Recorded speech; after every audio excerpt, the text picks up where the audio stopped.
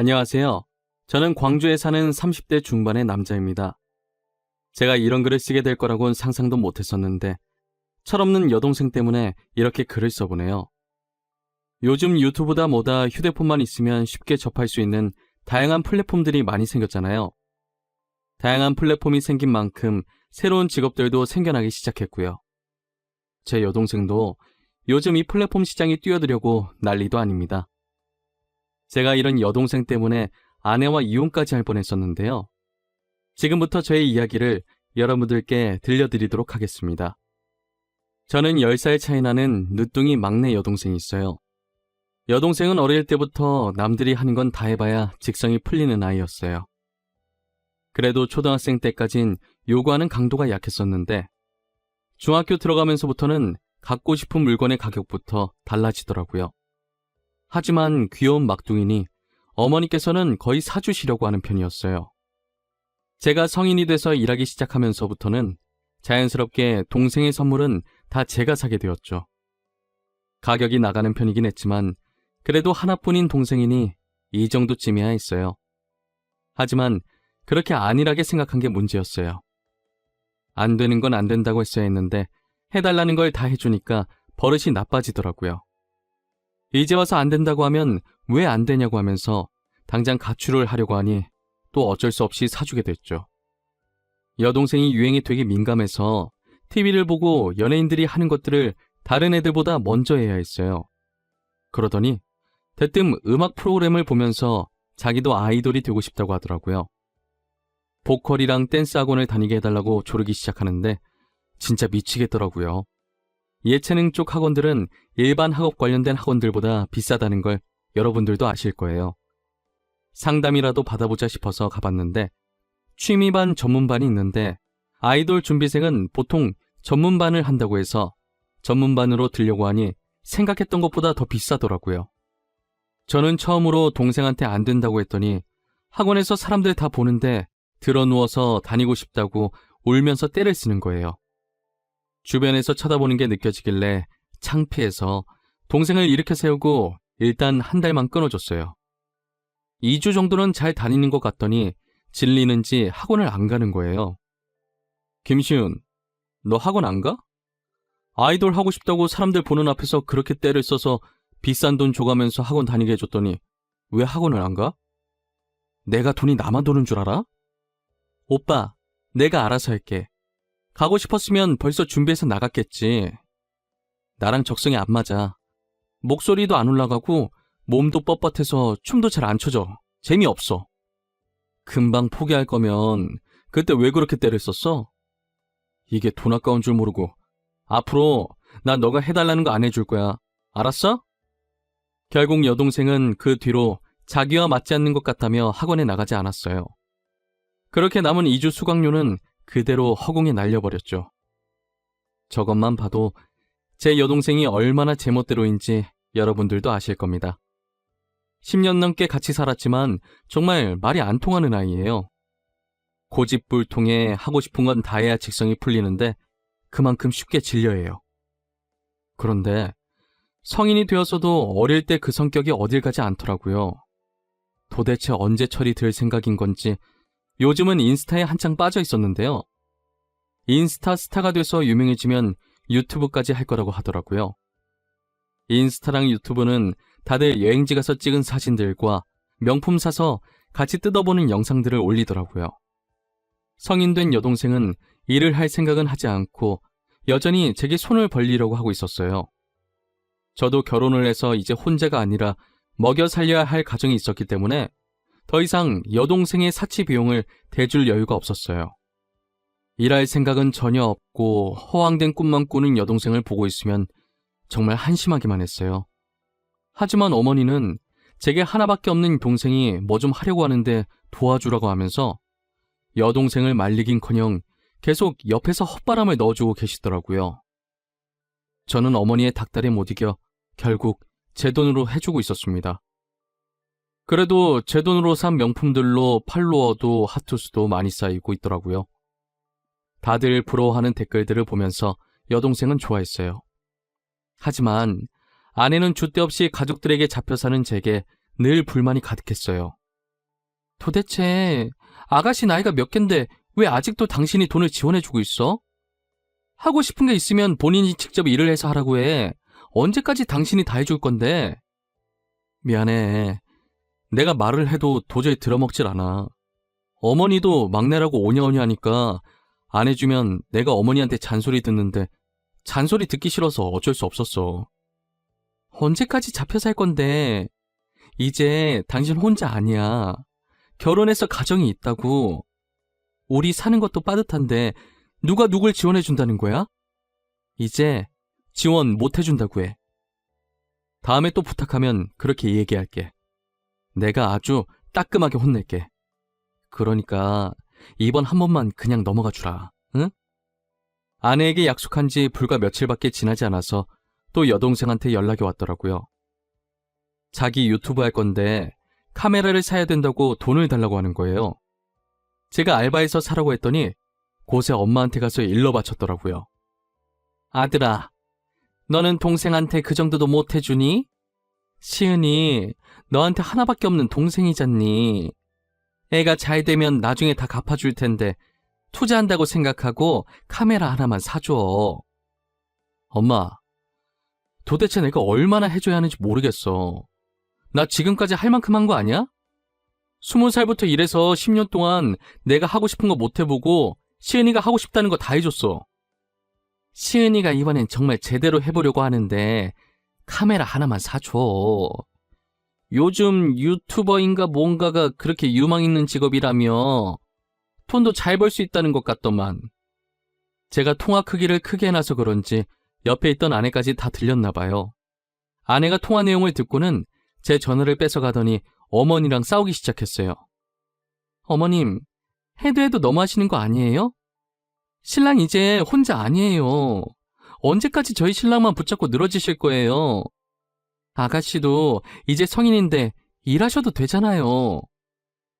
예, 성인이긴 해도 이 나이면 대학교 다닐 나이야. 아직 학생인 나이라고. 오빠가 동생을 위해 사줄 수도 있는 거 아니니? 누가 너한테 사달라고 했니? 어머님, 말 진짜 웃기게 하시네요. 아직 학생인 나이라고요? 그래서 아가씨 대학교 다니고 계세요? 아니잖아요. 그럼 그냥 성인인 거죠. 알바해서 알아서 해결하라고 하세요.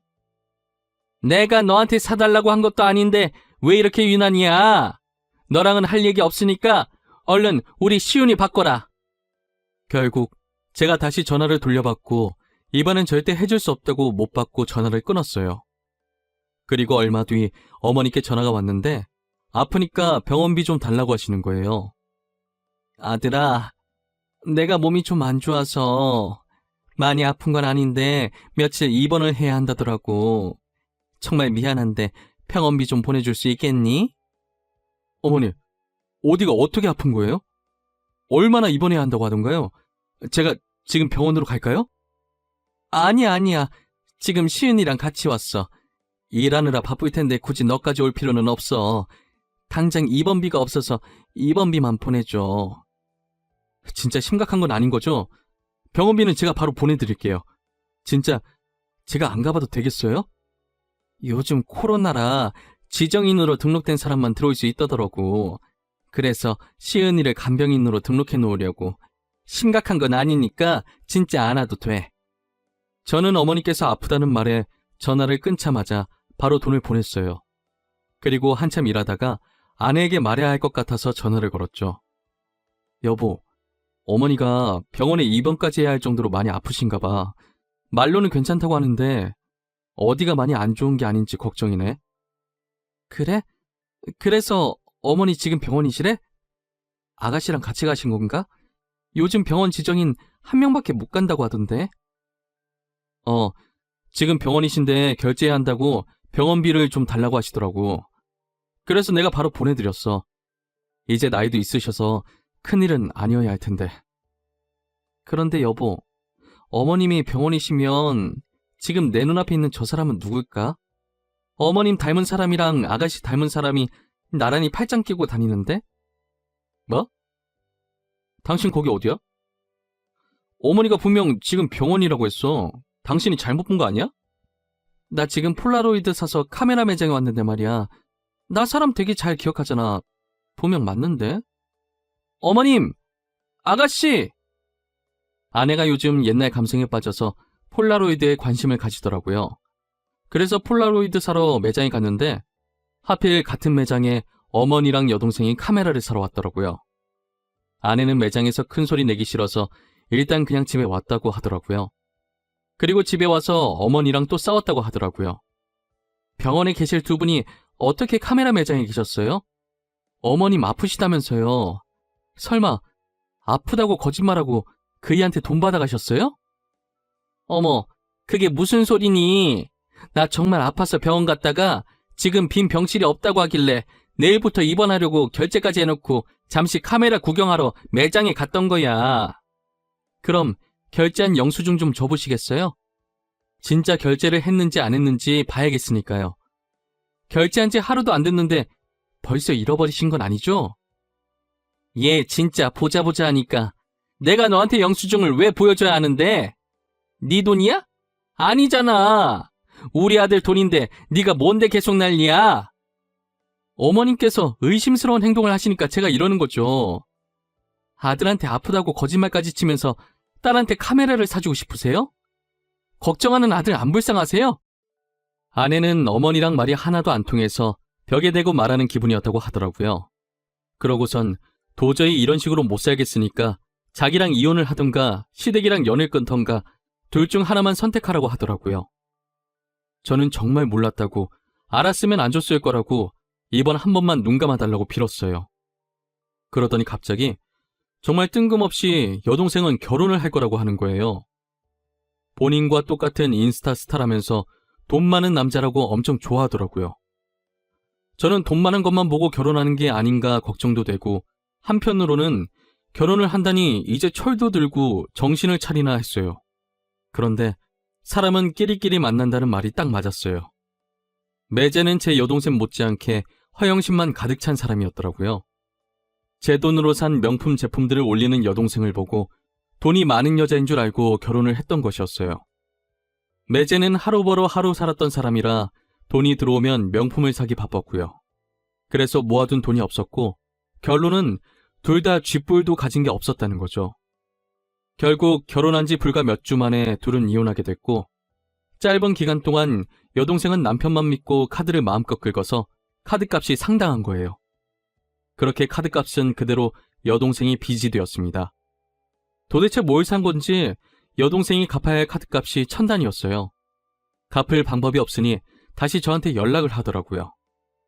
오빠, 나 한 번만 도와주면 안 돼? 다음부터 도와달라고 안 할게. 제발. 나 카드값 좀 내게 돈 좀 보내줘. 엄마도 돈이 없대. 넌 무슨 생각으로 카드를 그렇게 긁은 거야? 200만 원도 아니고 2천만 원이 말이 되니? 뭘 사면 그렇게 되는 건데. 그리고 갚을 능력이 없으면 쓰질 말아야지. 이게 뭐냐고. 나도 내가 이럴 줄 알았어? 난 당연히 돈 많은 사람인 줄 알았지. 그래서 남편만 믿고 카드 긁은 건데 이렇게 될 줄 어떻게 알았겠어? 도대체 넌 누구 닮아서 이 모양이냐? 나 더 이상 네 뒤치다거리 할 마음 없어. 네가 싸지는 건 네가 알아서 치워. 그리고 이참에 반성 좀 해. 오빠, 진짜 1억이야? 한 번만 도와달라고. 내가 잘못했다고. 다신 안 그러겠다니까? 그러니까 한 번만 도와줘. 제발. 뭘 잘했다고 성질이야? 더 이상 나한테 손 벌리지 마.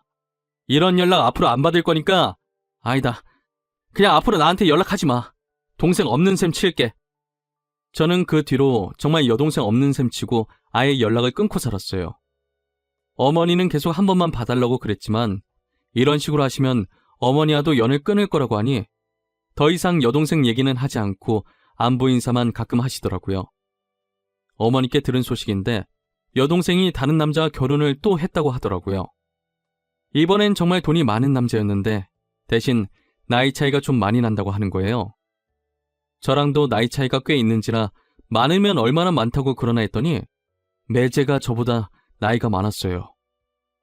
여동생이 저랑 10살 차이인데 매제가 저보다 2살이 많더라고요. 제 여동생이랑은 12살 차이로 띠동갑이었어요. 처음엔 나이 차이 듣고 이 결혼이 맞는 건가 했는데 동생이 좋다니 말릴 수가 없었어요. 두 번째 결혼인 만큼 오빠로서 동생이 이번엔 제발 잘 살았으면 좋겠다는 마음이 컸어요. 하지만 저의 간절한 바람은 그리 오래가지 않았어요. 노력 없이 하고 싶은 것 다 하고 살던 동생의 씀씀이가 어딜 가겠나요? 아내가 일도 안 하고 집에만 있으면서 자기 카드로 그렇게 써대니 누가 좋아하겠어요? 매제가 계속 참아주다가 결혼 반년 만에 결국 여동생의 두 번째 이혼을 하게 되었습니다. 아내는 여동생의 이야기를 전해 듣고 혀를 차기 시작했어요. 내가 볼 땐 아가씨 절대 결혼 못해. 저런 씀씀이를 누가 감당할 수 있겠어? 부자들도 한 달에 저 정도씩 계속 쓰면 감당 못할걸? 진짜 언제 철들려고 저러는 걸까? 내 동생이지만 진짜 답이 없어, 답이. 어머니 아버지 두 분 다 그런 유전자가 없는데 말이야.